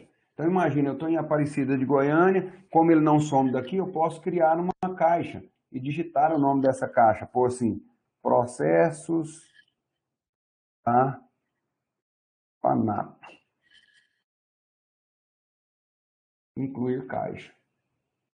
Aí ele incluiu a caixa lá. Vamos ver onde que eu criei aqui. Acá, processos da FANAP. Não tem nada lá. Eu posso vir aqui e mover esse processo para a minha aba Processo da FANAP. Clico lá e eu reorganizo a minha pasta. Isso só aparece para mim, é uma forma de organização minha, tá ok? Que eu estou criando e que o sistema me permite. Por óbvio que eu não altero nada dentro do judiciário. Aquela mesma lógica, às vezes eu me pego falando isso, eu ia falar a mesma lógica do processo físico, como se eu estivesse dando aula para advogado e que conhecesse de processo físico. Mas assim, uma vez entregue a petição ou o processo ao judiciário, eu não consigo alterar partes, alterar nada. Quando eu estou cadastrando, eu consigo alterar parte, alterar advogado. Uma vez protocolizado o processo, para qualquer alteração das partes, do processo, de retirada de documento, documento que eu inseri equivocadamente, só com ordem judicial. Bom, da mesma forma que eu criei a caixa aqui, ó, processo da FANAP, eu posso vir aqui e remover a caixa. Removi a caixa, aí o processo que eu pus lá dentro não muda nada, ele continua lá, foi só uma mera organização que eu fiz aqui para facilitar. Como eu falei para vocês, aqui ele traz, ó, processos pendentes de manifestação. Eu não utilizo essa ferramenta, ela é remota também à situação do painel de intimações, eu me guio pela publicação no Diário de Justiça, tá ok? Então aqui, ó, assinar documento pendente, então, porque aqui no PJL me permite simular o processo, juntar os documentos, salvar como se fosse uma espécie de rascunho, para depois eu assinar todos de maneira digital, tá vendo? Então aqui tem alguns documentos que eu poderia vir aqui e assinar esse documento. Assinar esse documento significa assinar e protocolizar esse documento, tá ok? Então não é interessante, igual aqui eu deixei alguns, para a gente ver. Então, eu salvei e olhei, então eu posso visualizar esse documento, que estaria aqui o processo, tá ok? Mas ele está aqui, ó, ele não foi protocolizado o documento. O cadeadinho aqui, não sei se vocês conseguem ver, está aberto. Então, eu ainda não assinei tal documento por desnecessidade em relação a isso. E posso vir aqui, confirmar por lote, ou deletar esse documento. Deletei o documento, ok? Então, ele te dá essa possibilidade, o que o Projude não dá para você salvar esse rascunho ou fazer isso. E diferente do Projude, onde tem um assinador externo, eu assino as minhas petições internamente aqui no processo judicial eletrônico. A grande maioria do Brasil hoje está nessa plataforma do PJE, mas existem ainda outros tribunais, tá ok? Vou mostrar para vocês aqui também como eu faço um cadastro de um novo processo. Então, aqui eu venho aqui, ó, escolho a jurisdição, vamos colocar aqui em Aparecida de Goiânia. Escolho a classe judicial, qual tipo de ação. Então, vou colocar uma reclamação trabalhista pelo rito sumaríssimo. Vou incluir essa reclamação trabalhista, e aí ele me pergunta quais são os principais assuntos da minha reclamação. Normalmente, os meus pedidos, entendeu? Lucas, vou tentar aumentar a tela um pouquinho mais, tá ok? Vou ver se é possível aqui para vocês enxergarem um pouco melhor. Eu acho que não adianta muito porque os caracteres que estão muito pequenos e só aumenta os espaços em branco conforme aumenta a janela. Perfeito. Então aqui, ó, aqui eu tenho nesses caracteres que estão pequenos, são os principais assuntos. A minha orientação é colocar os principais assuntos. Eu tive um conflito inicialmente, quando eu ainda estava na comissão, que os juízes queriam que eu colocasse todos os pedidos. Por exemplo, eu vim aqui e colocava um dos pedidos, hora extra. Eu tenho algumas variações de hora extras. Hora extra intervalar, seja intervalo de refeição ou intra-jornada, sobre-jornada, hora extra à disposição. Então, eu divirjo desse posicionamento, e isso foi vencido, que eu devo colocar o assunto principal. Então, hora extra é um assunto principal, insalubridade, tá? Eu não preciso ir nesses detalhes.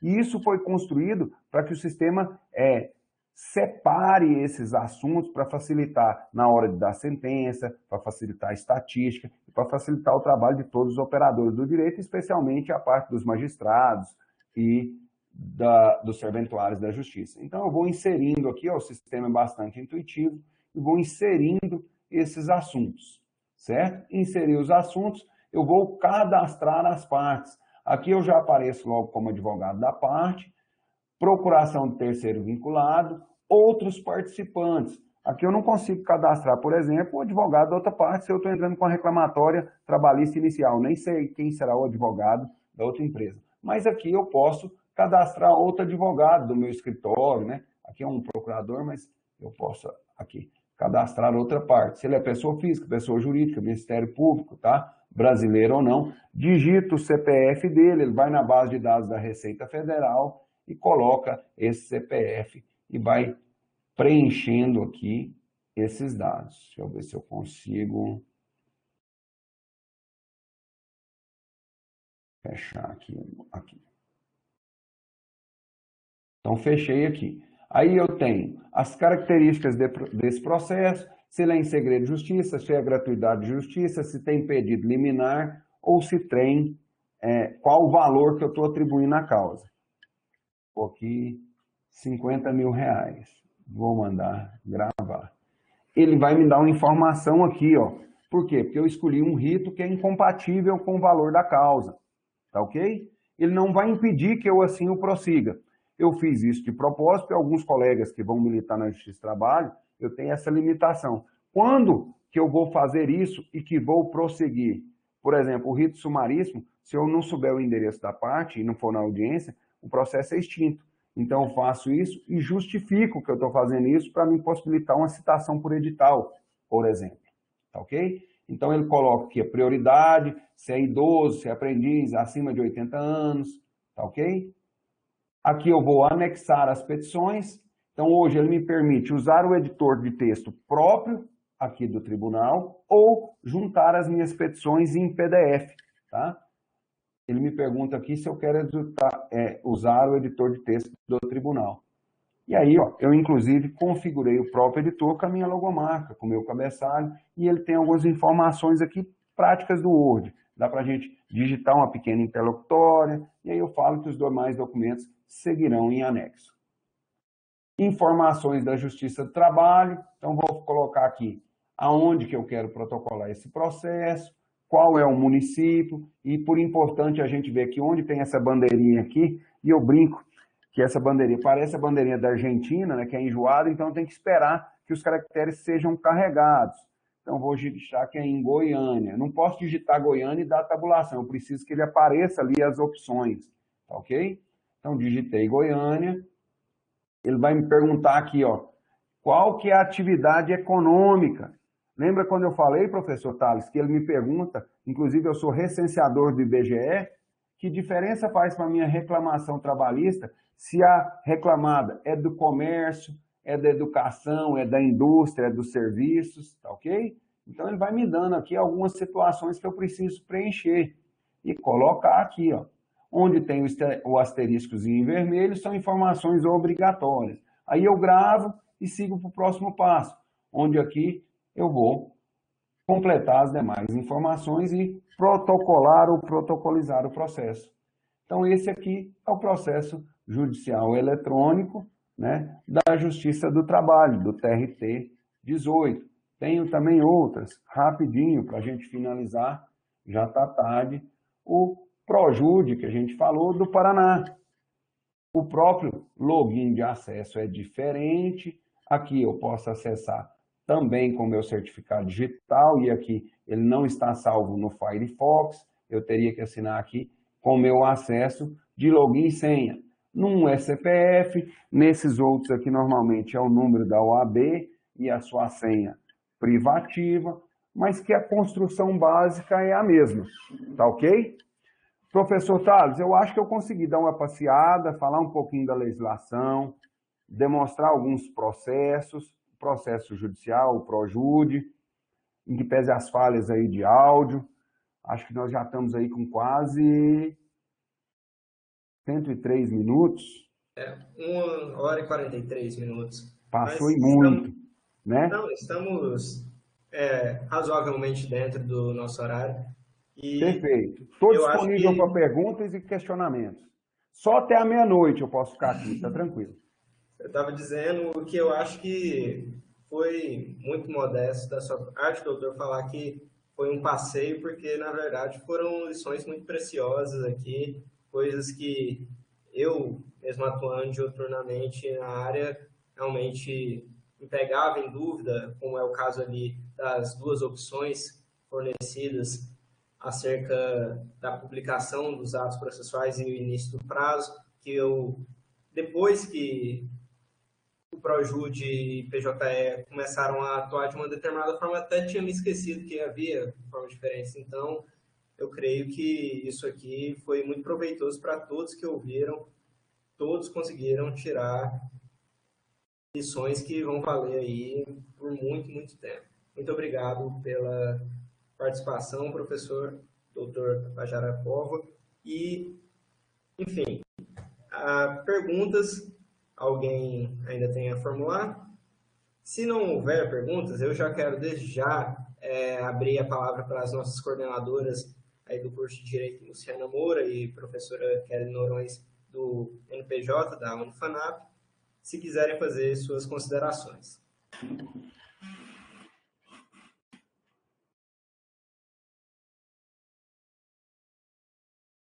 Professora Kelly, não. Professora Luciana, havia me enviado uma mensagem, quer fazer alguma consideração? Sim, claro. Primeiramente, gostaria de falar boa noite a todos, né?